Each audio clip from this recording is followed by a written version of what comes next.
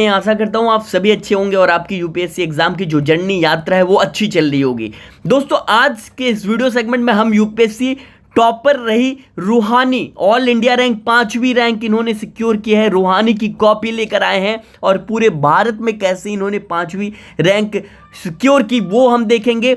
और आज इनकी कॉपी देखने के बाद आप बिल्कुल कमेंट सेक्शन में ये लिखने से अपने को रोक नहीं पाएंगे कि रूहानी को 5वीं रैंक मिलनी ही थी, टॉप करना ही था। इतना अच्छा लिखा है आप कॉपी। ये कैसे मिलेगी इनकी कॉपी मैं आपको अभी बताऊंगा आपको। और देख सकते हैं रजिस्ट्रेशन नंबर इनका 579225 था। रूहानी name of the student, medium English था। मीडियम बेसिक इंग्लिश है लेकिन लिखने की स्किल इतनी इजी इन्होंने प्रेजेंट किया है अपनी कॉपी को कि आपको कोई दिक्कत नहीं होगी पढ़ने में। अभी पूरा ब्रीफ करूंगा, हिंदी मीडियम वाले अगर आप हैं तो भी आपको कोई दिक्कत नहीं होगी इसमें, ठीक है। और चलिए ज़्यादा समय लेकर, यहाँ दिल्ली में इन्होंने लिखा था इसको, और ज़्यादा समय लेकर मैं शुरू करता हूँ डिस्कस करना इनकी कॉपी। और कॉपी डिस्कस करने का यही मतलब होता है कि प्लीज़ आज से ही आप अपने स्किल को इम्प्रूव करना शुरू कर दें, और वो तभी होगी जब आप लगातार यहाँ पे आप अपने आंसर लिखेंगे, ठीक है। चलिए 3 घंटों के दरमियान इसको आंसर लिखना होता है। चलिए देखिए जो क्वेश्चन, अब मैं थोड़ा हैंड राइटिंग दिखा देता हूँ। ये हैंड राइटिंग है, बाकी मैं अभी आपको दिखाऊंगा आगे क्या है। देखिए क्वेश्चन रूहानी के सामने आता है कि यह तर्क दिया जाता है कि अनुच्छेद 22 के कुछ हिस्से मूल अधिकार नहीं हैं बल्कि भारत के नागरिकों के लिए मौलिक खतरे हैं। भारत में निवारक निरोध संबंधी कानून के मुद्दे पर बहस के आलोक में चर्चा कीजिए। अब ये जो शब्द चर्चा कीजिए आया है, ठीक है, ये जो शब्द चर्चा कीजिए आया है इस पर ध्यान केंद्रित करिएगा। अभी जब आंसर डिस्कस कर लेंगे उसके बाद मैं इस बताऊंगा कि ये जो चर्चा कीजिए का मतलब क्या होता है, ठीक है, डिस्कस का मतलब क्या होता है, ठीक है, कमेंट का मतलब क्या होता है। ये अलग अलग शब्द हैं, अंतिम में जोड़ दिया जाता है चर्चा कीजिए, ठीक है, अंतिम में दे दिया जाता है कि संक्षेप में विवरण दीजिए। तो ये इसका मतलब क्या होता है, अभी आंसर जब रूहानी जो आंसर लिखती है उसके बाद आपको समझ में आ जाएगा इसका मतलब क्या होता है और आंसर कितना इजी तरीके से लिखा है रूहानी ने। चलिए देखिए स्टार्ट करती हैं आर्टिकल 22 से। कहा गया है कि अनुच्छेद, जो भारत का संविधान का अनुच्छेद 22 है, उसका कुछ पार्ट, कुछ हिस्सा जो है वो मूल अधिकार नहीं है, बल्कि क्या कहा गया है, बल्कि बोला गया है कि भारत के नागरिकों के, ये जो 22 आर्टिकल 22 है वो भारत के नागरिकों के लिए मौलिक खतरे हैं, यानी कि भारत के नागरिकों के लिए ये खतरा है आर्टिकल 22, उसके कुछ पार्ट। तो इस पर डिस्कस करना था, हाल इस पर ही चर्चा करना था, ठीक है। और कहा है भारत में निवारक निरोध संबंधी कानून के मुद्दे पर बहस करिए, बहस के आलोक में चर्चा किए। अब जो रूहानी है वो शुरुआत करती हैं आर्टिकल 22।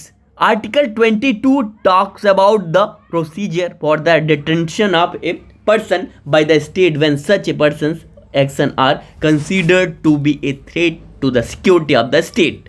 अब देखिए आर्टिकल 22 जो है वो इन्होंने डिस्कस कर दिया कि आर्टिकल 22 किस बारे में बात करता है। लिखती हैं इस बारे में बात करता है कि किसी भी व्यक्ति को, जो आपकी राज्य है, जो आपकी जो सरकारें हैं वो डिटेन कर सकती हैं, उनको क्या कर सकती हैं, उनको नज़रबंद कर सकती हैं, उनको उनकी गिरफ्तारी कर सकती हैं, डिटेन कर सकती हैं यदि राज्य को लगे कि वो आदमी क्या कर सकता है, वो आदमी हमारे जो स्टेट है, हमारा जो राज्य है उसके लिए खतरा है, ठीक है, उसकी सिक्योरिटी के लिए खतरा है, तो आर्टिकल 22 के तहत उसकी क्या है, गिरफ्तारी, डिटेन उसे किया जा सकता है, ठीक है। तो ये आर्टिकल 22 क्या है, आर्टिकल 22 इन्होंने क्या कर दिया, डिस्कस कर दिया। और क्वेश्चन क्या था, क्वेश्चन ये था कि आर्टिकल 22 के कुछ पार्ट, ठीक है, तो जो पार्ट हैं आर्टिकल 22 के कुछ पार्ट क्या हैं, वो क्या है, नागरिकों के लिए मौलिक खतरे हैं। और जो पार्ट हैं आर्टिकल 22 के जो मौलिक खतरे क्या हैं, यही कि भैया स्टेट क्या है, वो आपको क्या कर सकती है, डिटेन कर सकती है। जब अगर लगे स्टेट को कि ये क्या है, हमारे स्टेट के लिए, हमारे राज्य के लिए, हमारे देश के लिए ये खतरा है ये आदमी, और ये आदमी थ्रेट है हमारे किसके लिए, सिक्योरिटी के लिए, हमारे स्टेट की सिक्योरिटी के लिए, ठीक है।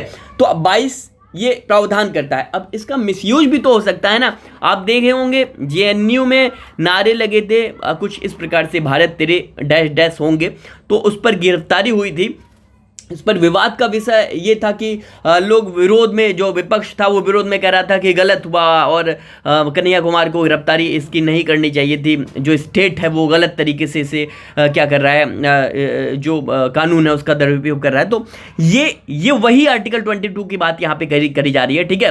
तो यहाँ पे क्या कर दिया इन्होंने, साफ साफ एक लाइन में डिस्कस कर दिया कि आर्टिकल 22 के तहत क्या है, ये सिक्योरिटी को, अगर स्टेट के सिक्योरिटी को अगर थ्रेट पहुंचता है तो किसी भी व्यक्ति को डिटेन कर सकती है गवर्नमेंट, ठीक है।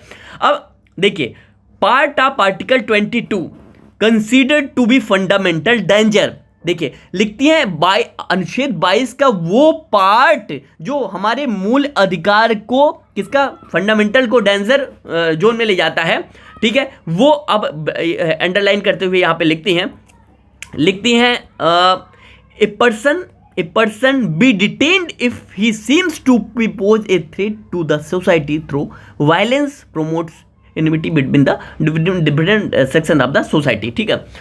तो लिखती हैं, वही बात करती हैं कि जो मैंने पहले हमने डिस्कस किया, अगर समाज में कुछ ऐसा खतरा, वायलेंस इस तरह से प्रमोट करता है तो डिफरेंट सेक्शन कोई भी व्यक्ति, ठीक है, तो उसकी क्या है, उसे डिटेन किया जाता है, उसे डिटेन किया जा सकता है, पर्सन टू बी डिटेन, ठीक है। एक पॉइंट में ये लिख देती हैं। अब बाद में, अब देखिए आगे क्या लिखती हैं, मैं इसे ब्रीफ कर रहा हूं, इसके पीछे रीजन है, ठीक है। क्वेश्चन को समझिए, इसके पीछे रीजन है। देखिए फिर पॉइंट में लिखते हैं, if a person does suspicious activities और does anything related to terrorism he be detained to prevent any harm to society. कहती हैं कि अगर कोई व्यक्ति सस्पिशियस एक्टिविटी, ऐसी एक्टिविटी करता है सस्पिशियस, जिससे लगता है कि वो टेररिज्म, आतंकवाद में लिप्त नजर आता है, आतंकवाद से संबंधित काम करता है, तो उसे क्या है, डिटेन किया जा सकता है, ठीक है। जो हमारे समाज के लिए हार्मफुल एक्टिविटी कर रहा है उसे क्या, डिटेन किया जा सकता है। अब ये तो आर्टिकल 22 के वो आर्टिकल हैं, आर्टिकल 22 के तहत ये कवर की होता है, ये जो बातें हमने करी, ये जो रूहानी लिखती हैं, ठीक है। तो आर्टिकल 22 को वो कर दिया। अब मुद्दे क्या हैं, ठीक है, मुद्दे, क्वेश्चन क्या था, क्वेश्चन था आपका कि निवारक निरोध संबंधी कानून के मुद्दे पर बहस के आलोक में चर्चा कीजिए। अब ये बहस क्या है, इशूज क्या है जिस पर हमें वो करना है, चर्चा करना है। तो ये देखिए, अब लिखती हैं, देखिए लिखती हैं क्या, इशूज हेडिंग डालती हैं, वही अंडरलाइन, देखिए अंडरलाइन, इंपॉर्टेंट पॉइंट्स को यहाँ अंडरलाइन करते चलिए। इशूज लिखती हैं, presumption of harm does not prove guilt of the person, यानी कि हम प्रिजम्पशन कर लेना, ठीक है, कि ये व्यक्ति ऐसा ऐसा करेगा, इसका ये मतलब नहीं कि वो क्या है, वो अपराधी है, गिल्टी है, ठीक है। अब इशूज ये हैं, ये जो आर्टिकल 22 आपका गवर्नमेंट को ये क्या करता है, अगर राइट देता है तो इसमें क्या है, ये इशूज हैं कि ये आर्टिकल 22 के तहत ये प्रिजम्पशन नहीं बना लेना चाहिए भाई कि ये गिल्टी ही है व्यक्ति, ठीक है। अब unless guilt is proved person should be considered innocent, यानी कि जब तक गिल्टी, जब तक अपराधी घोषित नहीं हो जाता, प्रूव नहीं हो जाता, तब तक वो व्यक्ति इनोसेंट होता ही है। इनोसेंट, देखिए ये अंडरलाइन करती हैं इंपॉर्टेंट टर्म को, ये देखिए गिल्ट को क्या क्या अंडरलाइन किया है। अब आगे लिखते हैं, large number of people are being detained under preventive detention by the state, यानी कि बहुत बड़ी संख्या में इस आर्टिकल 22 के तहत ये जो कानून है उसमें बहुत बड़ी संख्या में क्या है, लोग प्रिवेंटिव डिटेन किए जाते हैं राज्यों के द्वारा, ठीक है, क्या है, राज्यों के द्वारा डिटेन किए जा रहे हैं, ठीक है। अब this prevent citizens from raising their voice against the state. अब कहने का मतलब यह है कि जो इशूज़ हैं वो यहाँ पे क्या करती हैं, वो यहाँ पे डिस्कस करती हैं और इशू डिस्कस करने के बाद क्या कर देती हैं, उत्तर यहाँ इनका समाप्त हो जाता है।